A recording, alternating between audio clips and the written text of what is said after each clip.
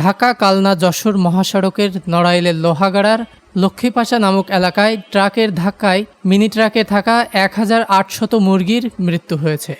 Mini ট্রাকে ২,৫০০ সোনালী মুরগি ছিল।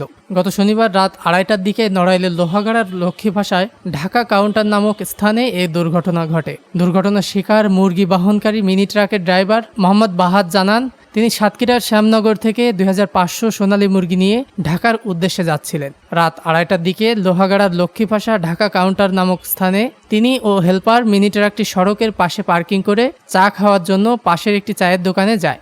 যশোর থেকে আসা ফিড বোঝায় একটি বড় ট্রাক তাদের পার্কিংয়ে থাকা মুরগি বহনকারী মিনি ট্রাককে ধাক্কা মারে। ধাক্কা মারার সাথে সাথে মিনি ট্রাকটি উল্টে রাস্তার পাশে পড়ে যায়। দুর্ঘটনা ঘটার পরপরই প্রায় ১,৮০০ মুরগির মৃত্যু হয়। বেঁচে থাকা মুরগিগুলো সকালে ঢাকায় পাঠানো হয়েছে। ঠিক আছে, আমি আসছি সাতক্ষীরা শ্যামনগরে মুরগি নেওয়ার জন্য। এই জায়গায় আমি যখন পার্কিং করি, ঠিক আছে, একটা ট্রাক এসে রাত বাজে তখন 2:10-20, তখন একটা গাড়ি ঘুমন্ত অবস্থায় আসা আমার গাড়ি পিছনে মারা যাওয়ার পরে আমার গাড়ি খাদে যাওয়ার পরে আমার মুরগি বলছিলাম ২৫০০ পিস, তার ভিতরে আপনার ১৭০০-১৮০০ পিসের মতো মারা গেছে।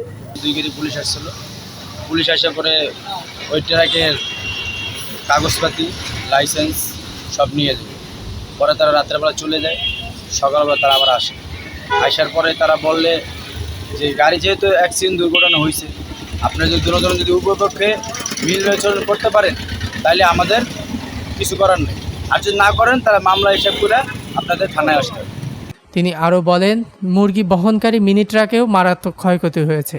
এই দুর্ঘটনায় তাদের প্রায় ৮ থেকে ১০ লক্ষ টাকার ক্ষয়ক্ষতি হয়েছে।